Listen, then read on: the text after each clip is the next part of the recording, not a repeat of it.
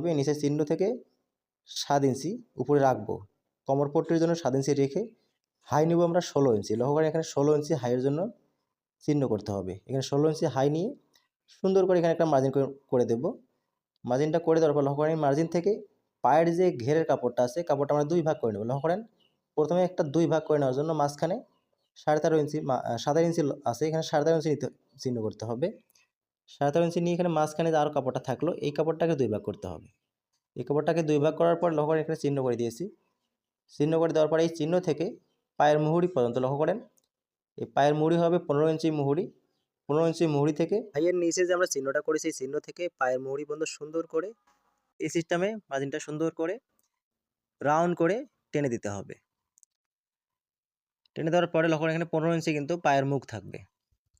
তারপরে যে হাইটা আমাদের আছে হাই থাকবে 16 ইঞ্চি হাই।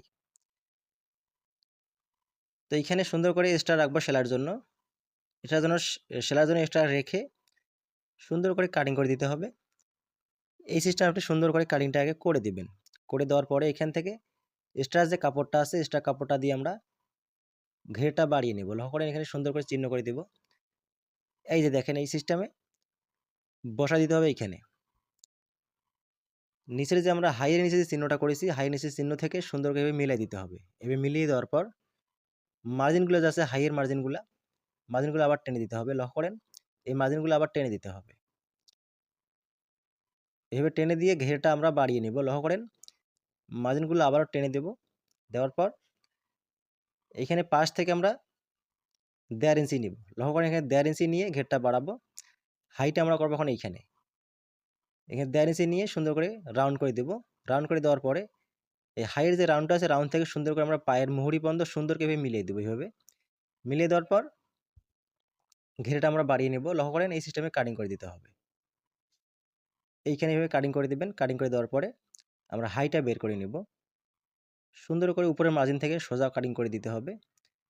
এই উপরের মার্জিনটা সুন্দর করে সোজা করে কাটিং করে দেওয়ার পর হাইটা আমরা কাটিং করে নেব। সুন্দর করে রাউন্ড করে কাটিং করে নেবেন। এই নিয়মে কাটিং করে নেওয়ার পর আমরা এখানে বেল্টটা তৈরি করব। তো ভিডিও ভালো লাগলে অবশ্যই লাইক কমেন্ট শেয়ার করবেন। দেখেন ঘেরটা 20 ইঞ্চি আছে, এখানে আছে 11 ইঞ্চি। 11 ইঞ্চি 11.5 ইঞ্চি হলে আছে 85 ইঞ্চি এখানে ঘের হলো কিন্তু 85 ইঞ্চি ঘের থেকে আপনি 60 ইঞ্চি ঘের পর্যন্ত আপনি চালিয়ে নিতে পারবেন। এখান থেকে বেলটা তৈরি করে নিব। লক্ষ্য করেন এভাবে 2 ভাঁজ করে নিয়ে এক্সট্রা সেলাইয়ের জন্য রেখে এখানে 48 ইঞ্চি বেল হবে। তো 24 ইঞ্চি এখানে নিয়ে এক্সট্রা সেলাইয়ের জন্য রাখবো। রেখে সুন্দর করে মার্জিন করে